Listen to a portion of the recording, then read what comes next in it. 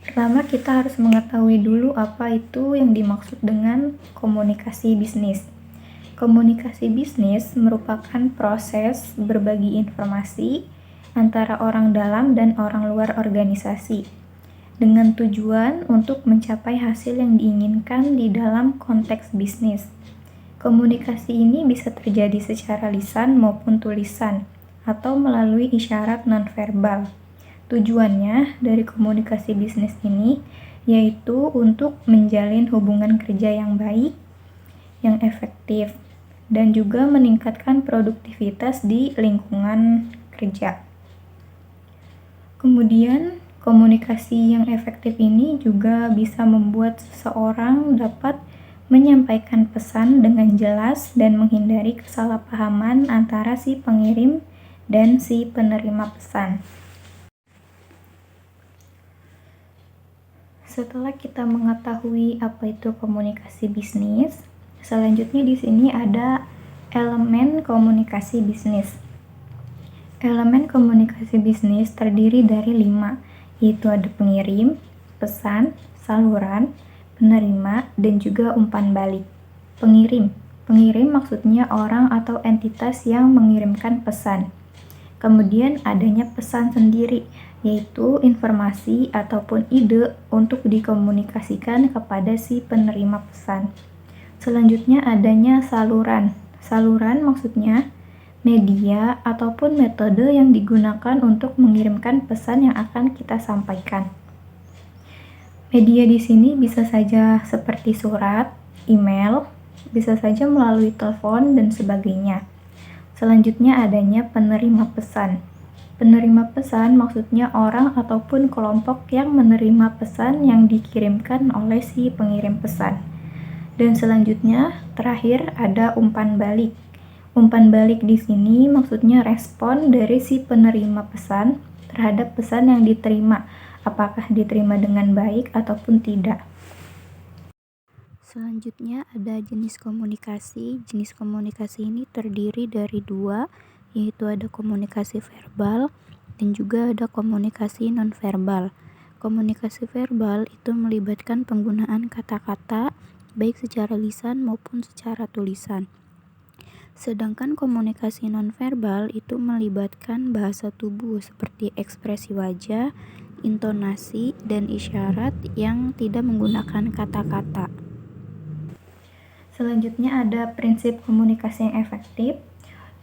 Untuk melakukan komunikasi yang efektif itu ada beberapa hal yang harus kita sampaikan atau harus kita lakukan, yaitu yang pertama adanya kejelasan. Pesan yang harus kita kirimkan itu benar-benar harus jelas dan mudah untuk dipahami oleh si penerima pesan. Kemudian adanya konsistensi. Pesan yang kita kirimkan itu harus konsisten dengan informasi yang sudah kita ketahui. Jadi sebelum kita mengirimkan pesan, alangkah baiknya kita mencari tahu apa yang akan kita kirimkan, lalu selanjutnya kita pilih-pilih, jangan sampai pesan yang kita kirimkan ini bertele-tele dan membuat si penerima pesan itu merasa tidak nyaman ataupun tidak paham dengan apa yang kita kirimkan. Kemudian yang ketiga, adanya relevansi. Pesan harus disampaikan dengan relevan dan berkaitan dengan si penerima pesan.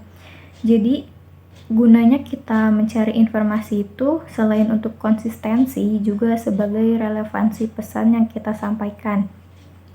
Kemudian adanya empati. Empati di sini kita harus memahami perspektif penerima dan menyesuaikan pesan yang memang mereka butuhkan. Jangan sampai kita mengirimkan pesan yang tidak dibutuhkan oleh mereka dan mereka merasa terganggu. Lalu selanjutnya yang terakhir ini adanya ketepatan waktu. Pesan yang harus disampaikan itu di waktu yang tepat yang tidak mengganggu si penerima pesan. Contohnya mungkin di luar jam kerja atau di luar jam istirahat atau di jam-jam yang memang mereka tidak bisa diganggu dengan pesan untuk suatu pekerjaan. Kemudian setelah kita mengetahui apa itu komunikasi bisnis, kita harus mengetahui juga apa itu negosiasi bisnis. Negosiasi bisnis. Negosiasi merupakan di mana dua atau lebih pihak dengan kepentingan berbeda melakukan komunikasi untuk mencapai kesepakatan yang saling menguntungkan. Jadi proses ini melibatkan diskusi, tawar-menawar, dan kompromi untuk perbedaan dan mencapai kepentingan yang mereka sepakati. Tujuan dari negosiasi bisnis ini adalah untuk mencari win-win solution, atau yang dimaksud kedua belah pihak itu sama-sama untung dan tidak ada pihak yang merasa dirugikan. Di negosiasi bisnis ini juga terdapat beberapa tahapan.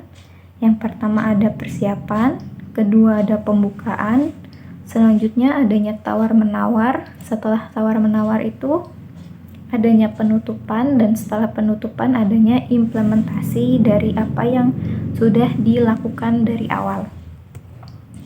Sebelumnya kita bahas dulu dari persiapan. Persiapan di sini yaitu kita harus mengumpulkan informasi, memahami kebutuhan dan keinginan pihak lain.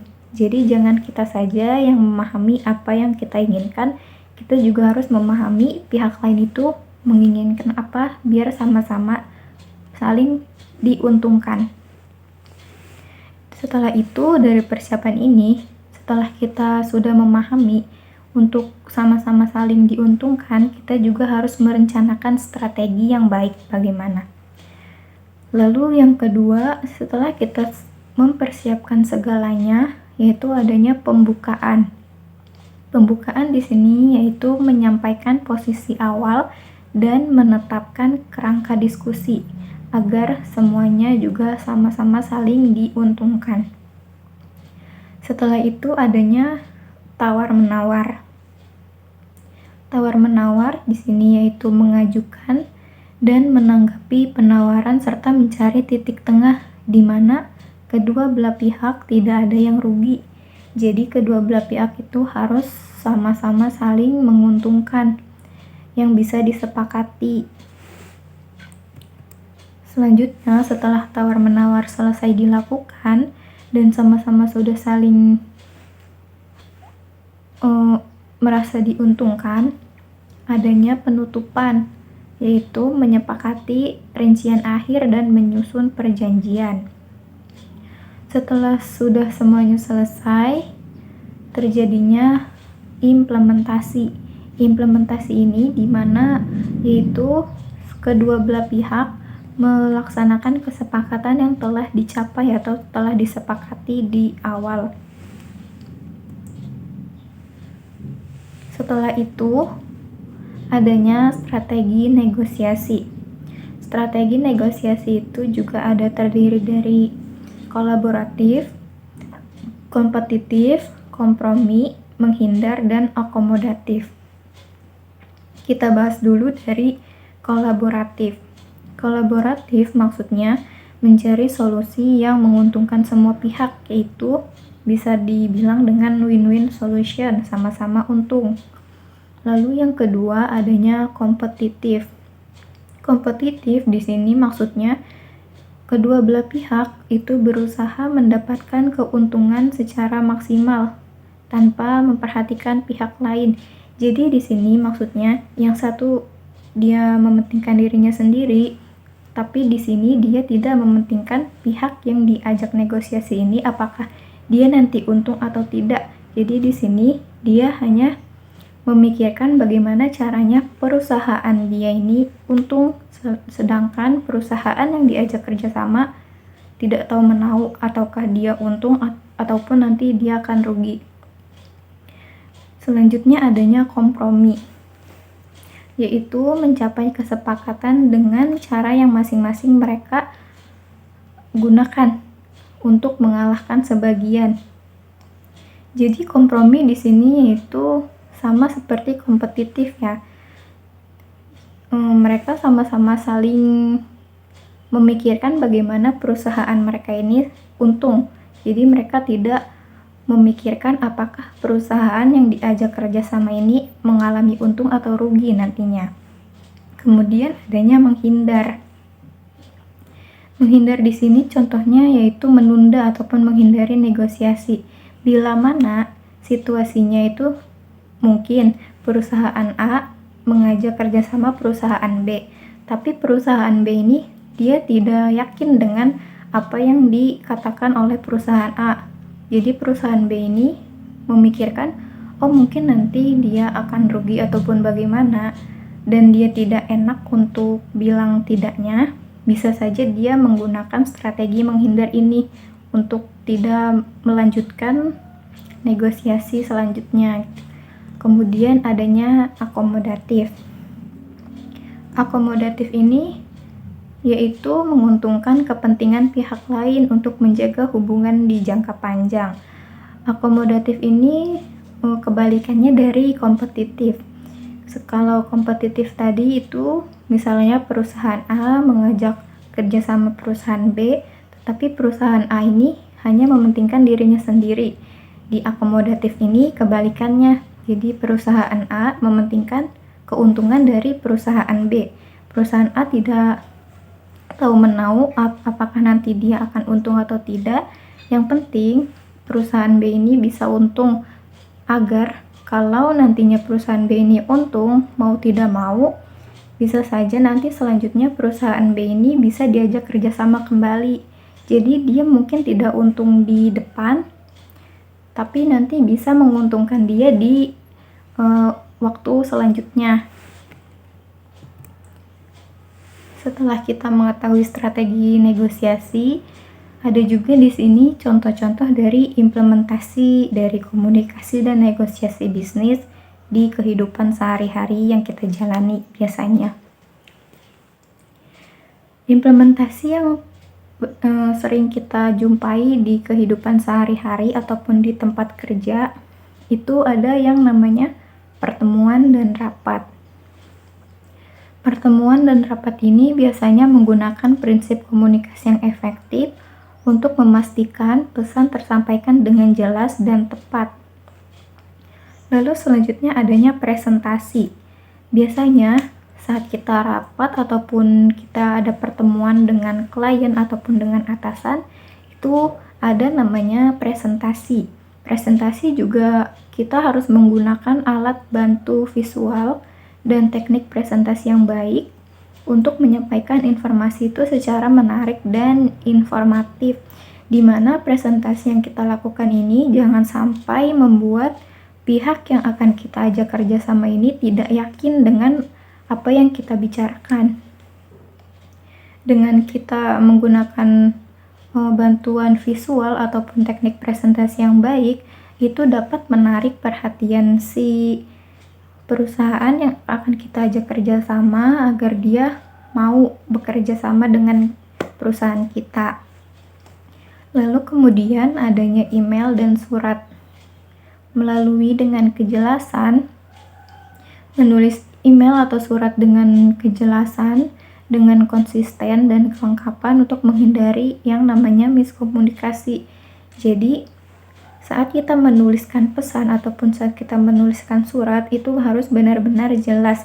Jangan sampai ada satu atau dua kata yang terlewat yang akan membuat si penerima pesan itu tidak mengerti apa yang kita sampaikan dan membuat si penerima pesan ini tidak mau diajak kerjasama oleh kita. Kemudian adanya jaringan profesional. Jaringan profesional maksudnya itu membangun dan memelihara hubungan yang profesional melalui komunikasi yang empatik dan relevan. Jangan sampai kalau jaringan profesional ini tidak kita gunakan secara baik, nantinya perusahaan yang akan kita ajak kerjasama ini tidak mau bekerja sama lagi dengan kita. Bisa saja dia sekarang mau bekerja sama, tetapi untuk selanjutnya dia tidak mau diajak kerjasama. Lalu selanjutnya contoh-contoh negosiasi bisnis di kehidupan sehari-hari ataupun di perusahaan yang sering kita jumpai itu pertama adanya negosiasi gaji. Tentu saja ini sudah banyak yang dilakukan oleh karyawan-karyawan saat sedang mencari pekerjaan.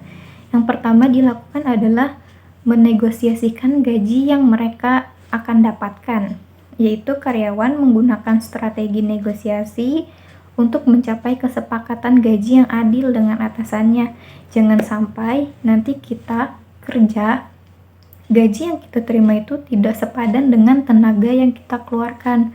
Makanya kenapa adanya negosiasi gaji, agar keduanya itu sama-sama saling diuntungkan. Si pihak perusahaan akan diuntungkan dengan tenaga yang dikeluarkan oleh karyawan, sedangkan karyawan juga akan diuntungkan dengan gaji yang diterima, yaitu tenaga yang dikeluarkan akan sepadan dengan gaji yang diterimanya. Kemudian adanya penawaran dan pembelian. Penawaran dan pembelian ini sering kita jumpai mungkin di pasar-pasar ataupun di toko-toko. Biasanya melakukan tawar-menawar ini itu melibatkan dua pihak, yaitu pembeli dan penjual, yang sama-sama mereka ini membuat kesepakatan agar saling menguntungkan. Jadi si pembeli ini bisa diuntungkan dengan membeli barang yang dia mau sesuai dengan harga yang mungkin bisa dia jangkau, sedangkan si penjual juga bisa menjual barangnya dan menerima hasil dari barang yang dia jual dengan harga yang mungkin tidak terlalu rendah bagi dia. Lalu selanjutnya ada kesepakatan kontrak. Sama halnya dengan negosiasi gaji, kesepakatan kontrak ini digunakan di dalam saat kita sedang mencari pekerjaan. Menggunakan strategi negosiasi untuk mencapai kesepakatan yang adil dan saling menguntungkan. Jadi di sini karyawan mungkin akan menanyakan berapa lama kontrak yang akan dia kerjakan dalam bekerja nantinya. Jangan sampai kontraknya itu tidak jelas dan membuat dia nanti merasa tidak diuntungkan. Lalu setelah adanya negosiasi gaji dan sebagainya, di sini juga ada resolusi konflik. Resolusi konflik ini menggunakan teknik negosiasi untuk menyelesaikan perselisihan secara damai dan konstruktif. Lalu yang terakhir adanya kerjasama tim. Kerjasama tim di sini menerapkan prinsip kolaboratif untuk mencapai tujuan dalam proyek tim. Kerjasama tim ini itu dia melibatkan antara mungkin atasan proyek dengan para pekerja.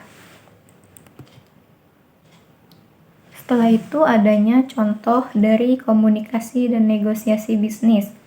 Adanya negosiasi vendor, adanya negosiasi gaji seperti yang sudah kita bahas tadi, dan juga negosiasi proyek.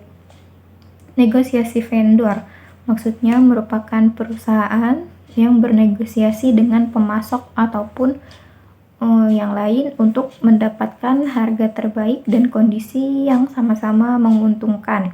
Sedangkan negosiasi gaji seperti yang sudah kita ketahui, yaitu karyawan menggunakan strategi negosiasi untuk mencapai kesepakatan gaji yang adil dengan tenaga yang dikeluarkan. Selanjutnya yaitu negosiasi proyek. Negosiasi proyek ini di mana manajer proyek menggunakan komunikasi yang efektif untuk memastikan semua anggota timnya ini memahami tujuan dan tugas proyek yang akan dikerjakan. Setelah kita bahas dari komunikasi dan negosiasi bisnis, serta juga adanya contoh-contoh di kehidupan sehari-hari, di sini bisa kita simpulkan bahwa dengan menerapkan teori komunikasi dan negosiasi bisnis dalam kehidupan sehari-hari, individu maupun organisasi dapat meningkatkan kemampuan mereka untuk berinteraksi secara efektif, menyelesaikan konflik, mencapai kesepakatan yang saling menguntungkan, dan membangun hubungan bisnis yang kuat. Sekian yang dapat saya sampaikan, kurang lebihnya saya mohon maaf dan terima kasih atas perhatiannya. Saya akhiri. Wassalamualaikum warahmatullahi wabarakatuh.